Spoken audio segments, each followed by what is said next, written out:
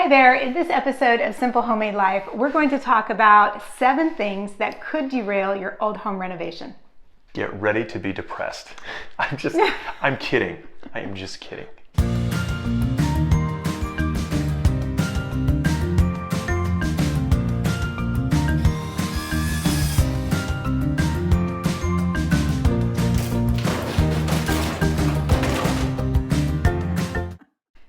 We still believe that buying an old home that needs work is just a great way to go. We're not home flippers by any means, but we have done increasingly bigger projects on each of the 3 homes that we've owned. That's right. In fact, in order to buy this house out here in this rural area, we looked, to get something we can afford, we looked over a wide area, over a lot of options. And basically, we were kind of hoping we could get a house that was all done. But as it turned out, the only way that we could afford the rural property in the setting we wanted was to get a fixer-upper that needed a lot of work. Exactly. Yeah. The problem comes when reality, your expectations don't really meet with reality. And I think a lot of that goes because we see all these shows on TV, blogs on the internet and things, and they just make it look so fast and easy. And it hasn't been. Yeah, and I mean, it's so funny because there's reality TV and there's like real reality, okay? And when you're working on this old house and you don't have this crew of professionals there to help you, get it done, and then as we watch it, it's done in like 20 minutes, right? Yeah. So what's gonna happen is that as you're working on a house, you're gonna run into a series of problems. And you're gonna hit some big problems that are gonna make you think, I just don't wanna do this, I just wanna walk away. Yeah, so here are 7 that we faced and how we solved them. Okay, so the first problem that you can run into is being too optimistic. And I'm talking about as you're looking for a property that you want to redo. And optimism often comes with not having done it before. You're like, oh yeah, how hard could that be? How expensive could that be? And so the way to counteract this is to go into these, as you're looking for a project, to go into it with your eyes wide open. And even on the house we got here, which I'm still very glad we got, there were a number of things where we probably should have consulted some experts and gone through the house with them to get a really clear picture of what needs to be done. But it's kind of like buying a used car. As you're looking for a place to fix up, you have to be willing to walk away. And there's this excitement, and you imagine, oh, we could live here, and especially if the setting is really good. But then that may not pan out. It may be too expensive. It may be a tear down.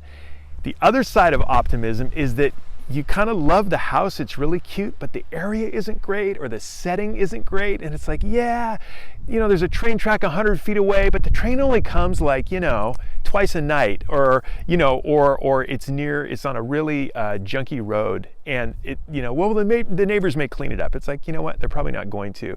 So that optimism can come crashing down. And so you have to kind of combat that and just be kind of realistic and play the devil's advocate.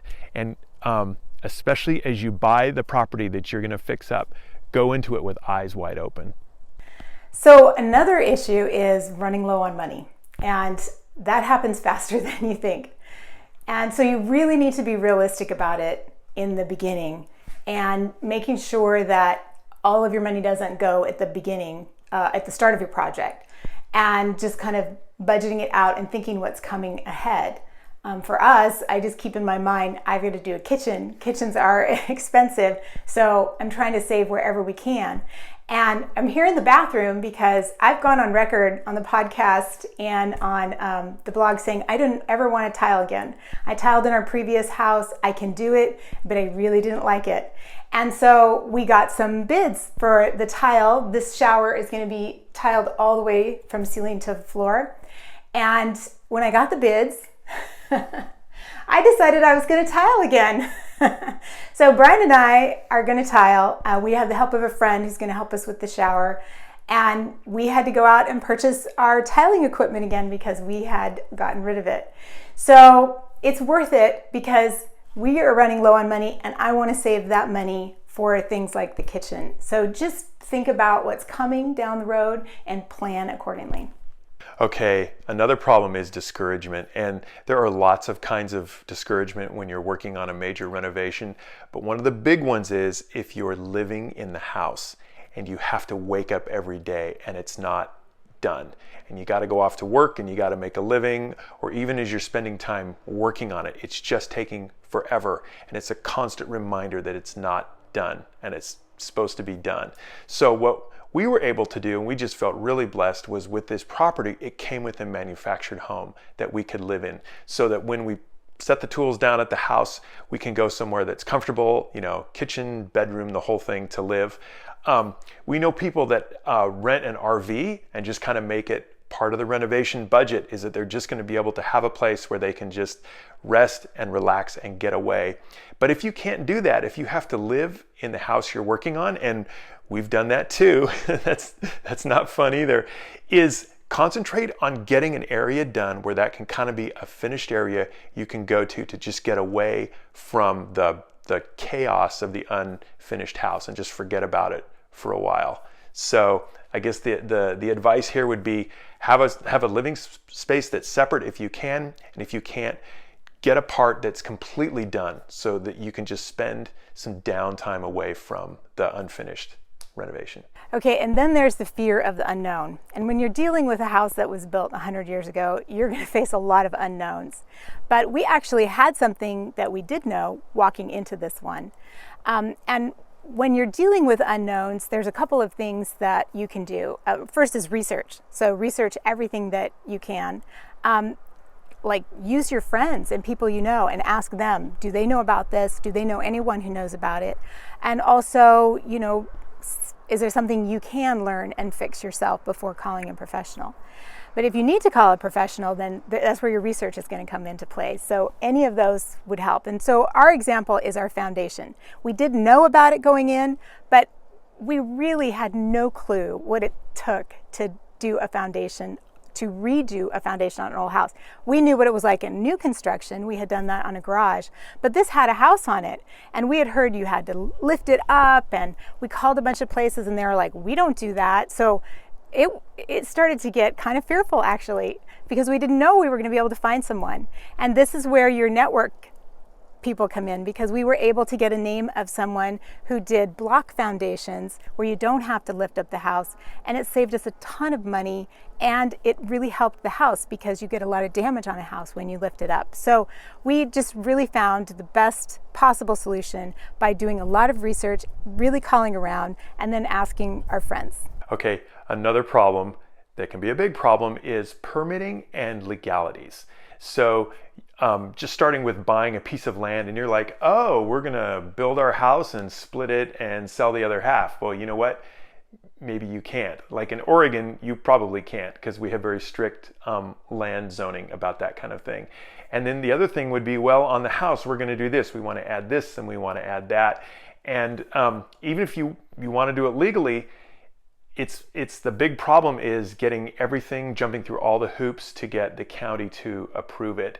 And it can seem very complicated, like being your own lawyer or something. And I know that for this reason, a lot of people will just either hire a contractor to take care of the whole thing because they know how to deal with the local laws and planning, or they'll just say, well, forget it. We're only going to buy something that's finished because we just don't want to mess with doing that, getting all the forms and the fees and all the plans and all this stuff and the inspections.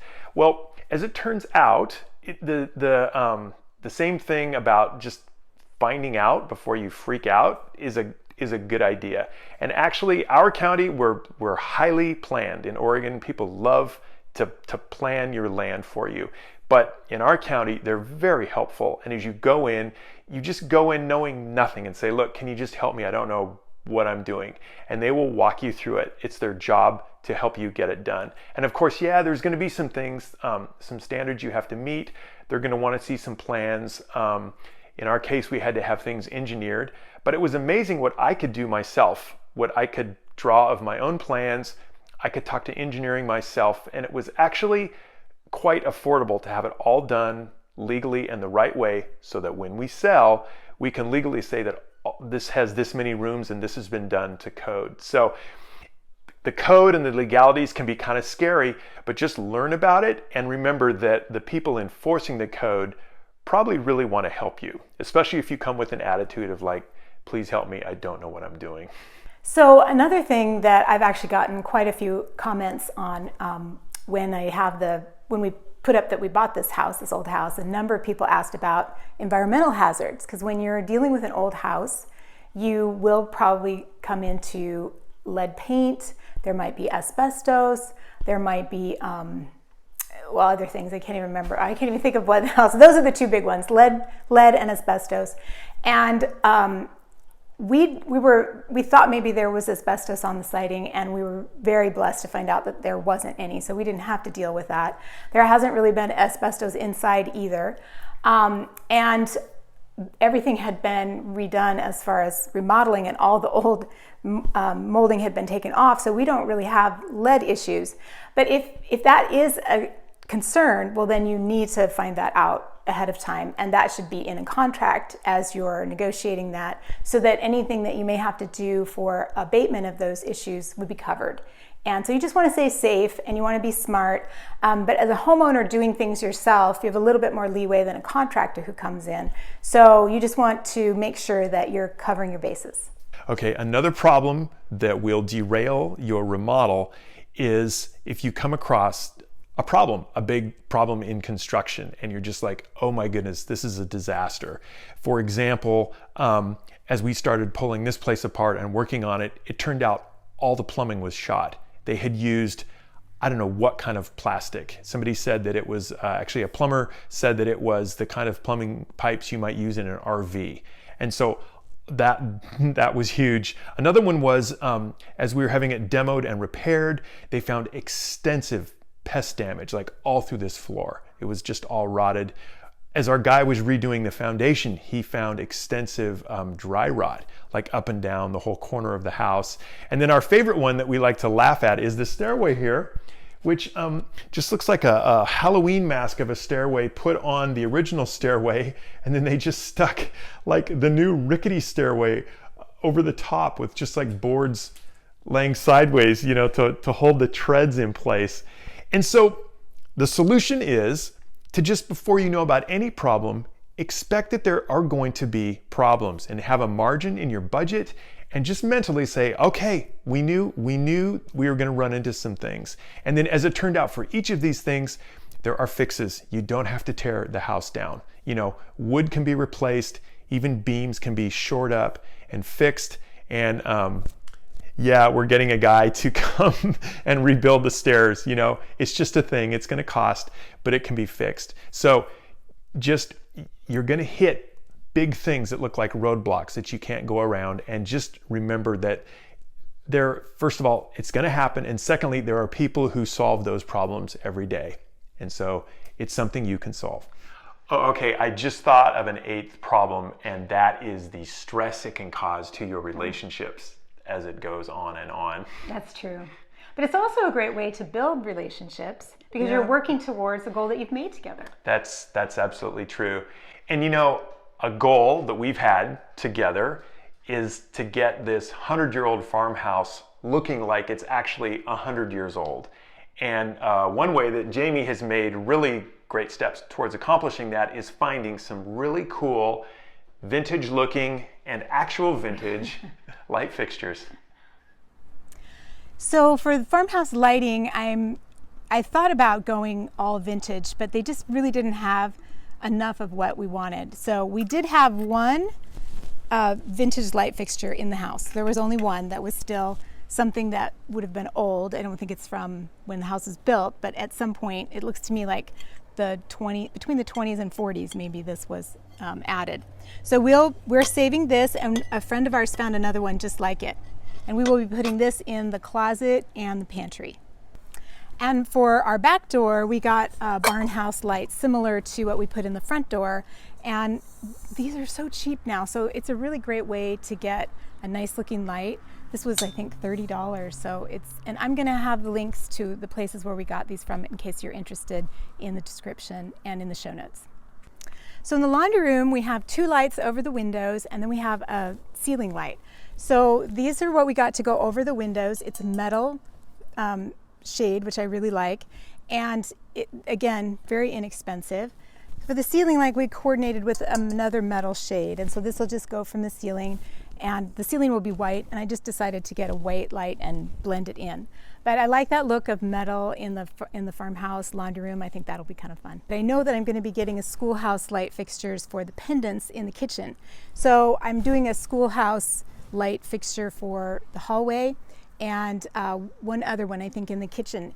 And so I liked these. These are just Home Depot, and it's Schoolhouse sort of fixture, but a little more elegant. I like this, and this is really inexpensive. Again, I want to say $69. I can't really remember, but a lot cheaper than some of the ones you'll find. Again, will be linked, and we have a couple like this. And you can see from the theme so far that we're sticking with kind of old-fashioned metal. They'll either be dark or light, and so hopefully they'll all coordinate well together.